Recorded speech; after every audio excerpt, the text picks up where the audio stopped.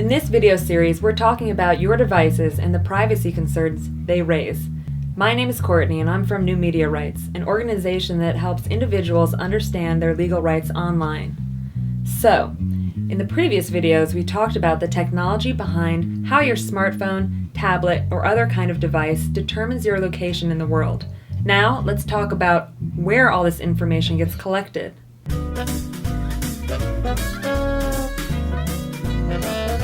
As we talked about in our last video, location providers like Google have databases of fixed positions like Wi-Fi hotspots and cell phone towers, which your device will use to determine its location. Did you know that Google actually had employees drive around with special sensors that picked up signals from hotspots and cell phone towers? That raised a few eyebrows, so they cut that out. Nowadays, they don't need people to drive around like that. Now you do their work for them. Just by carrying around your phone, you're adding to one or maybe several databases of nearby wireless landmarks, even if you don't have any apps running. While that sounds worrying, you can actually turn this option off by turning off the location service on Android devices. Google devices are actually nice enough to inform you what their location service does.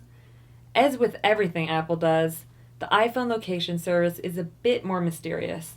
In order to know how you can turn that off, you'd have to read their user agreement. You should know that you might not even be able to turn it off. In 2011, the Wall Street Journal reported that iPhones still collect information even if you turn the option off. What's up with that? Apple, do you have anything to say for yourself? All the location information your device collects gets stored in your local cache file. The folder containing these files can potentially fall into the wrong hands. To make searches quicker and to keep from sucking up your battery life, information will often be stored on your device. This makes sense. If you always go to the same places, it would be a waste of time if your phone had to go through the whole process of triangulating its position every single time you wanted to find a location with your phone that you've already been to. Well, if someone else could access this data, that person could figure out where you've been in the past. iPhones can store at least 1 year of location data in their cache, even when the location services option is turned off. And if you sync or back up your device on a computer, it's probably on your computer too, and probably not all that secure.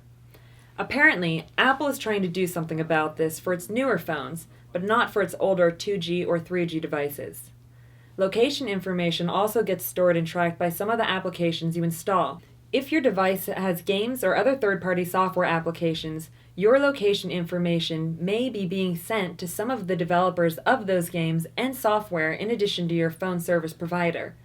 Some phones and apps even share identifying information like hardware serial numbers with third parties. Sometimes your information goes both to developers and other people, like advertisers, without even informing you. Any app has the potential to republish any information you enter into the app, as well as your private text messages, emails, contacts, and history from your browser history. And you know what? While some apps have privacy policies to go along with them, neither Google nor Apple require their apps to have them. Oh dear, you look like you just saw a ghost. Don't be so scared though. In other videos, we'll talk about which specific apps to avoid and how you can change things if all this information gets you riled up. For now though, you might feel a little better if you could donate us some money to keep these videos going. You can donate on our YouTube channel or at newmediarights.org. Take a breather and we can talk more in the next video. See ya!